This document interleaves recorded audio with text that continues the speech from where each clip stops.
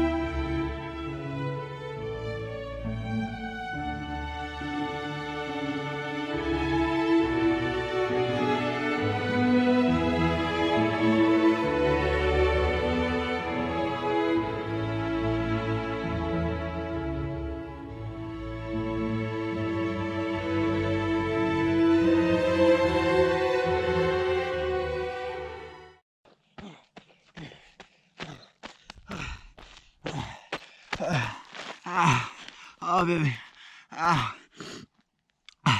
Mile 4, 34:09 off the intended pace, but that's okay. I go more by feel, a numbers guy, and yeah, welcome to number 4, mile 4, and they actually, someone took out the mile marker 4. But after all these years, look how beautiful those aspens are lighting up. I tried to light up those 4 miles, but yeah, it's all right. Ran at tempo, didn't destroy myself, and worked on knee snap, leg lift, arms drive the legs, everything I coach the kids. So yeah, I know that mile marker 4 is at this beautiful aspen beam, and give you a little bearing here. Right over there is Durango. You see those shimmering buildings That's Durango. The college is up on that mesa. Over here is a smelter, barn roof point, Perrins. I don't want to get hit by this car. And it was 39 degrees at the start, and that was perfect. I thought I might have been underdressed a bit, but no, it's beautiful. Fall is the time to run, baby. So yeah, I'll check in here when we get a view of Silver Peak. I'm going to work leg speed intervals going down. I'm not going to film it, but yeah, I'll just be working leg turnover and keep trying to turn myself into a runner again. Grew up running, paralyzed my spine. Been racing bicycles, skis for 25 years. Now that my daughter is a runner, trying to wake up these old running legs. Got to be very scientific about it once you're a paralytic. I did have to stop once coming up, do a yogi squat to vent the pressure in my lower back, but that always does the trick. So yeah. Oh, look, there's Silver. You can check my social media records for when I GoPro'd going up Silver. Lewis, Dale, and I were up there just the other day. Look at these beautiful, almost looks like Mount Rushmore here. Here's the Kennebec Pass area, Storm Peak, Cumberland. That's point 12,001. It's the elevation there. So beautiful. All right, I got some leg speed intervals to do, but I do have a special treat for you.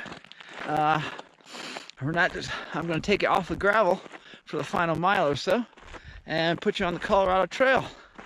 So that should be pretty fun. And yeah. All right, leg speed intervals. Booyah! Ouch. Ouch. Here at the upper parking lot of the Colorado Trail at Junction Creek. It's always a busy place, even in mid-October. Didn't used to be. In fact, we used to be able to camp right down here and down lower where we're going to take you. So yeah, that kind of hurt. Leg speed intervals, short 20, 30 second, almost like fart-like intervals where I'm just increasing the leg speed.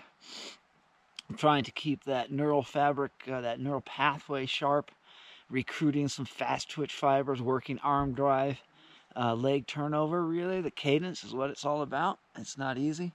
And yeah, I mentioned up above about for me these days running is pretty much pain is my only friend, and it's not like I had knee pain or stuff like that.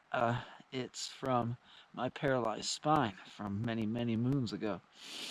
So I'm going to teach you my trail Runners Vinyasa. It's what I use to vent lower back pain while I'm running. And no one likes to stop while they're running. It's just where I'm at these years. But I can still finish 50Ks and things like that. So Trail Runners Vinyasa is used to just vent lower back pain, hip pain, and just kind of reset the pelvic girdle so she's a little bit more horizontal. When the spine sits on top of a horizontal pelvis, good things happen. So yeah, I'll show it to you. You can do it anywhere. How about if I just do it on this rock by the Colorado Trail? Ha! Let's do it.